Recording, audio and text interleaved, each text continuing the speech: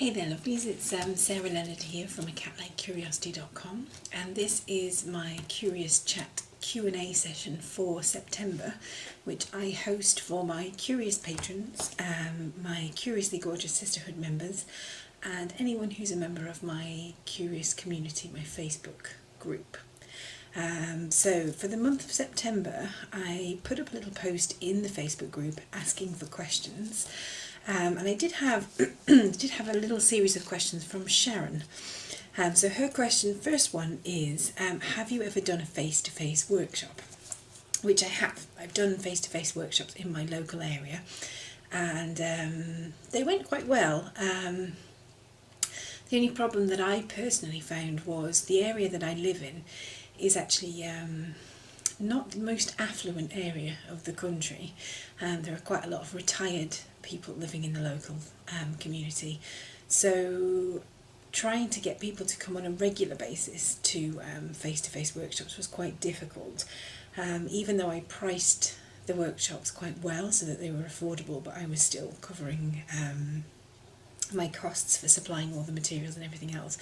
I found that side of things was a little bit difficult where I live in particular. So I have done face-to-face workshops. I did them at a local craft shop. Actually, I approached a local craft shop owner who had space in the back of her shop with a big table where I could actually host the workshops.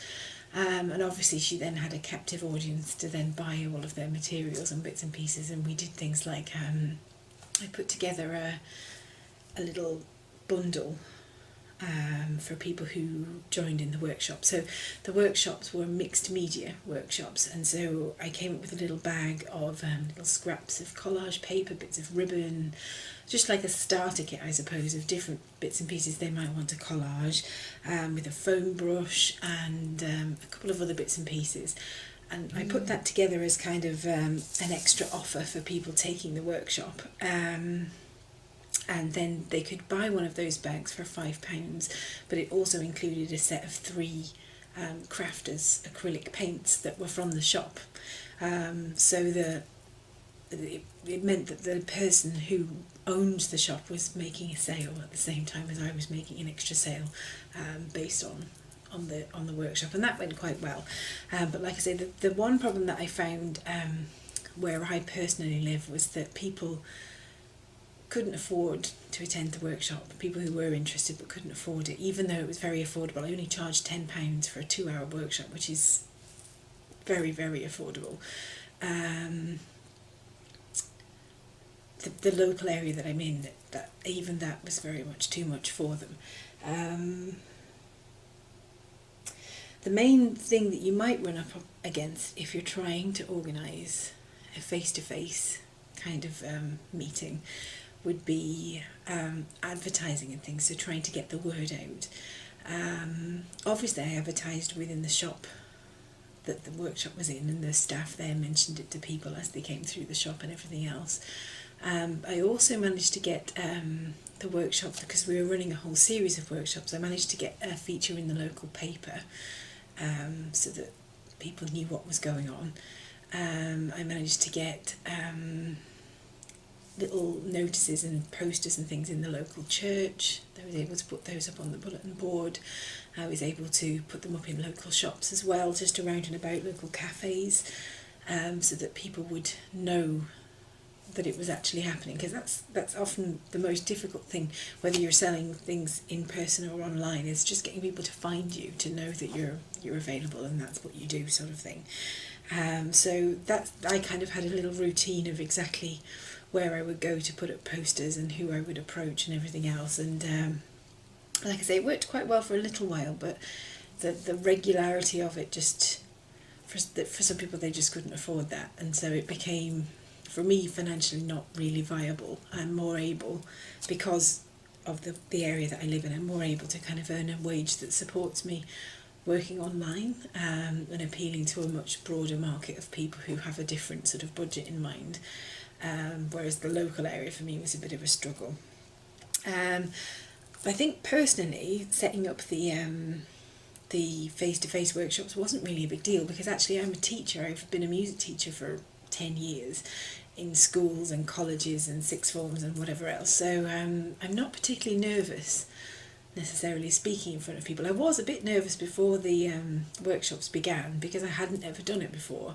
So you always get a little bit of butterflies, but the actual format of it is a lot like teaching a lesson really, so it didn't throw me quite as much as perhaps it would if you've never done anything like that before.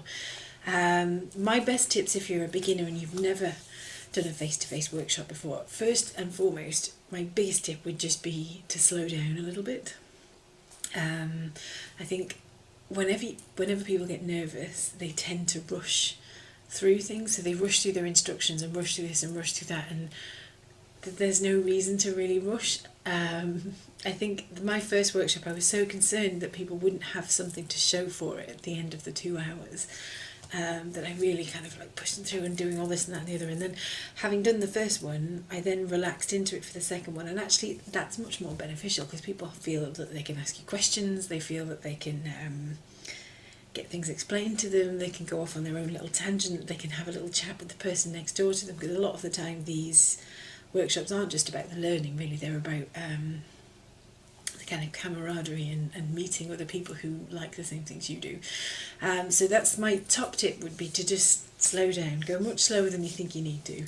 And if people don't finish their project within the space of that 2 hours, then of course that's the incentive for them to keep coming and keep going until they do finish it. So don't worry if you run out of time, is what I'm saying. Just slow everything down. And give yourself a bit of space and time.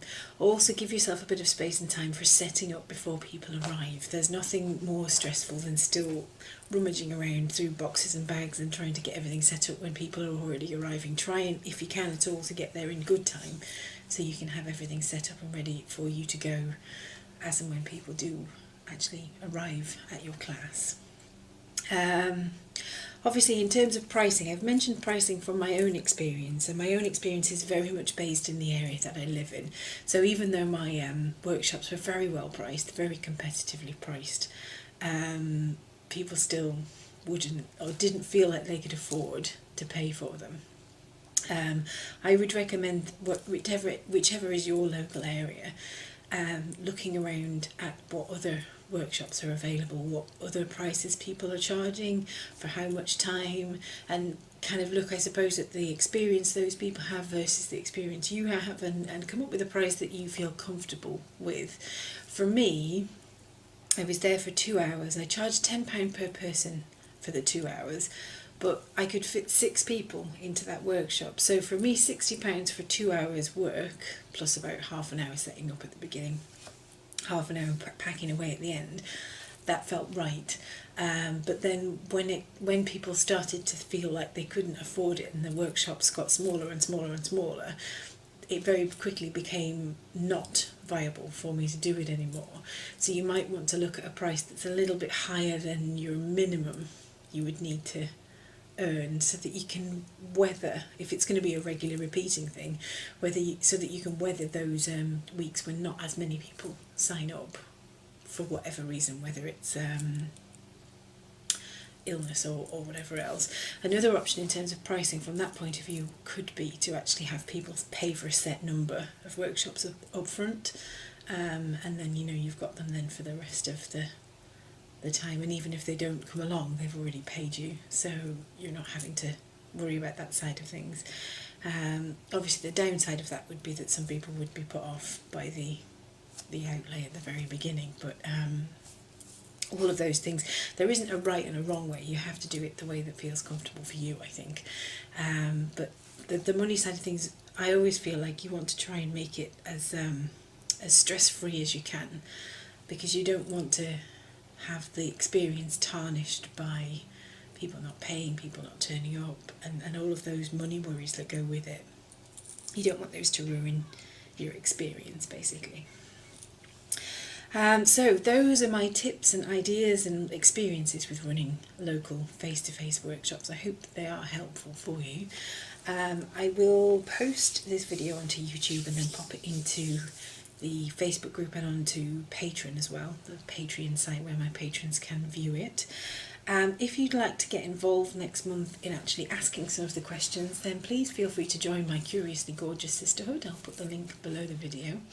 You can come and join us on Facebook in the Facebook group, or you can become a Curious Patron, and all of those things will allow you to then be part of the question and answer section of this video. You can ask me questions and I will answer them. I'll be setting up the next Q&A post in November. Are we into November nearly already? That's so bizarre. Yes, it will be November. So I hope that was helpful. Just quickly before I go, because this was quite a short version, I just wanted to share a couple of things with you that I've been using recently, because life has been quite busy for me recently all of a sudden, just to help me relax a little bit and de-stress and come to an immediate feeling of calm after a busy time or a busy day. So one thing you can probably see in the video here is incense. I have some sandalwood incense burning away in the background here. I love to use incense. It just really pretty much instantly calms me down. It doesn't really matter what kind of smell it is or anything. As soon as I have the incense going, I'm immediately much calmer than I was before. Favourites would be sage. I also like lotus. Jasmine is another favourite, and this one is sandalwood, the one that I'm using today. So if you're the kind of person that needs to sort of shake off the day a little bit, just get yourself some incense burning in the background and see whether that's the thing that might just help to remind you to, oh, just slow down a minute, that's nice, that feels better. Even if I've not slowed down, if I have that going in the background, I find it does sort of calm me anyway, even if I'm still busy doing goodness knows what else. Just the fact that it's there seems to calm me down a little bit. Another thing I've been doing recently is drinking what they call a crystal elixir. And I got the inspiration from a course I did recently on crystals.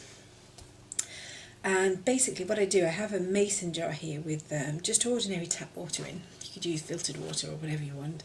I fill this up and then put it into the fridge overnight so that it gets nice and cold, and any kind of chemicals in the water are all kind of neutralised by doing that. And then I don't know if you can see on the video very well, but I have a quartz crystal in the very bottom, which is why I have my straw, so I don't accidentally swallow the crystal, because that wouldn't be good. But the crystal energy kind of works its way through the water, and I just find it really, really refreshing to drink. But also, it actually reminds me to drink some water, because otherwise I'm terrible for forgetting. So if you haven't already, maybe have a try with some crystal elixir. Any crystal will work, it doesn't have to be quartz, but quartz is the one that vibrates the most energy, so that's why I chose that one. I saged it first so that it was nice and clear of any negative influences, and I just keep it on a little altar in my kitchen, and then when I want to get my crystal elixir, I'll go and get this out of the fridge, and then I'll just pop the crystal straight in there, and then that's me drinking my crystal elixir then for the rest of the day. And I do try and have at least one of these every day, just to help energise me and also to refresh me. So I hope those extra little tips are helpful. Like I say, I'll be posting November's Q&A session soon, so please come and join us so that you can ask some questions. Thanks ever so much.